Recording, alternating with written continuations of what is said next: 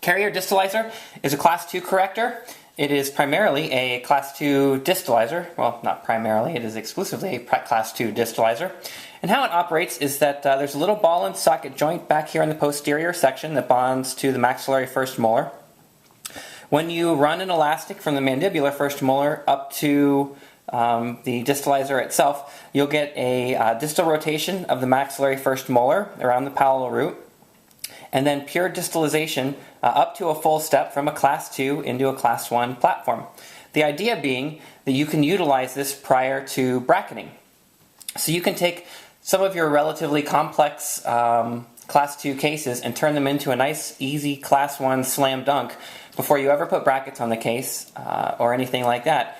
In addition to that, because you're using elastics at the front end, your patient compliance has a tendency to be significantly higher because they're far more excited about treatment, which is a really nice option. So instead of doing your Class 2 at the end of treatment with, a twin force spike corrector or a Forces appliance or who knows how many others, or doing it with a Herbst appliance at the front end, obviously with RX considerations thrown in there, you can use a Carriere Distalizer, turn this into a nice Class 1 platform, and then throw your brackets on and finish the case out. In addition, you can use it in the mixed dentition as a Phase 1 appliance so that when the patient comes back to you for Phase 2 treatment, they're in a really nice solid Class 1 bite, and it's just a matter of throwing some brackets on and finishing the case out. So the anatomy of the distalizer, as you can see in this beautiful little Fix 15X model here, you've got the anterior portion here, which bonds either to the canine, or in cases where you have a severely rotated canine, or a canine that's kind of hung up in the palate, or blocked out and just basically inaccessible. We also have a smaller version which runs from the first bie to the first molar. This section, which kind of bypasses all the teeth in between, and then the posterior section here, which bonds to the maxillary first molar. One of the real nice things about this appliance is the molar rotation property. You've got that built in with this ball and socket joint. One of the nice things about it is that there are built-in stops. So once it gets fully rotated, it will not continue rotating and continue driving around. And in addition, there's a stop built into the appliance so that once it gets upright, it will not continue tipping the tooth. So after the initial uprighting and molar rotation, you'll get pure distalization of that entire posterior segment, again, from a Class 2 into a Class 1 platform. Different time frames have been quoted. Oh, just getting back to the actual appliance itself. The bonding pads are a micro-etched, basically a micro-etched bracket pad. So any of your traditional bonding adhesives will work. Whatever you're using for brackets should work fine, just fine for your distalizer. Pretty straightforward. Okay, let me see what else.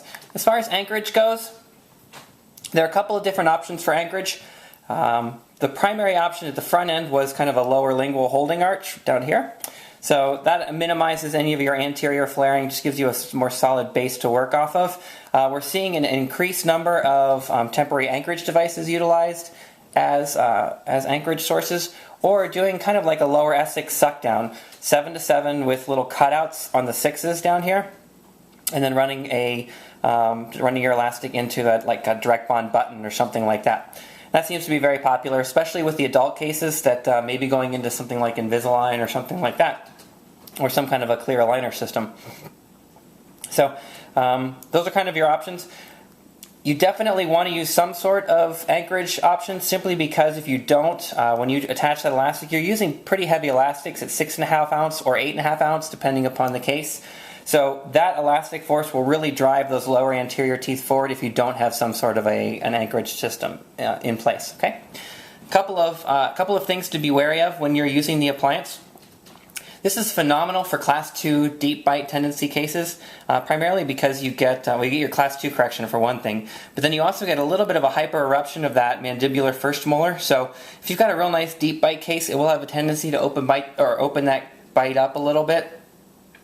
Along those lines as well, if you've got a Class 2 open bite case, it will continue opening the bite, and it could make it significantly worse. So just something to be aware of when you're using the appliance. If you've got a case where you've got a Class 2 open bite and you still want to use the distalizer, your best bet's probably going to be to use something like a micro implant as your anchorage source, because you certainly don't want to anchor it off of that lower mandibular first molar. Okay. Measuring devices, you can use a standard millimeter ruler. The measurement is basically from the buccal indent here. I'm trying to get close to the camera, but the buccal indent of the maxillary first molar to about the midpoint of the canine or the midpoint of that first bi. And whatever that millimeter measurement is, that's essentially the size of the distalizer you want to use. So we have these little, I don't know if you can see it very well, but they're called distometers or distalizer rulers that come with every set. We can get some of these out to you if you're looking at implementing this into your practice. But you can also use a standard millimeter ruler, which works just fine.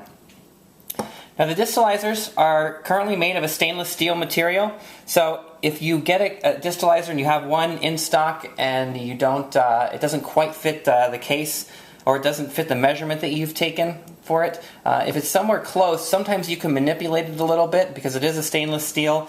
You can flatten it out a little bit or push it together just a little bit. Just be careful that it doesn't really affect the posterior section too terribly much because you don't want it to impact those molar rotation properties. So they are made of a stainless steel, so if you've got a canine that's a little bit rotated, you can kind of bend this paddle around a little bit and get to it. As far as support materials, you put this down right here. We do have, I don't know if you can see it very well, but we do have kind of some patient brochures right here, which are really nice patient handouts. And then we have hygiene brochures, which are called It's Up to You, and that kind of walks through the distalizer and a bunch of other appliances and how to brush your teeth. It's an all-around hygiene brochure and an introduction to orthodontics, so it works very, very nicely for the patients. Distalizers come a couple of different ways. You can either get them in individual sets, which they look kind of like this. Beautiful little packaging. You get a right and a left in a set. You can also order them unilaterally if you'd like. So if you call in and if you're looking to do it on a unilateral case and you just need say a 25 right side, 25R would be the size you would order. If you want a set, it would be a 25 set. So that's a nice option to be able to use them unilaterally. We also have a master kit, which is the 3 most common canine to first molar and the 3 most common first bi to first molar options. So that's basically a quick little run through and introduction. We have a lot of other support materials, but I don't want to get into it very much. So if you have any questions, this will be posted to my YouTube page. You can link to that page and shoot me an email or comment on this video, or